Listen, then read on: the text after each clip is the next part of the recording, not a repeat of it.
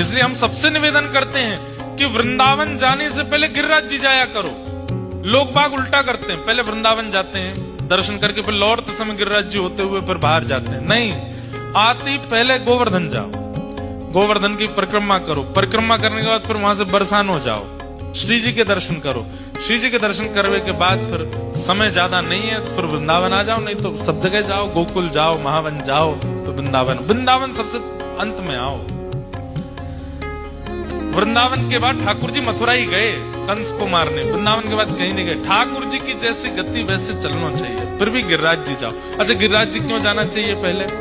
क्योंकि ठाकुर जी ही ब्रजवासियों को लेकर के गए गिरिराज जी पुजवावे। ठाकुर जी स्वयं भगवान ब्रजवासियों के संग रहते हुए भी उनको गिरिराज जी के पास लेके गए, बोले पहले इनको वंदन करो, इनकी पूजा करो। जिनकी पूजा स्वयं ठाकुर जी करा रहे हैं सब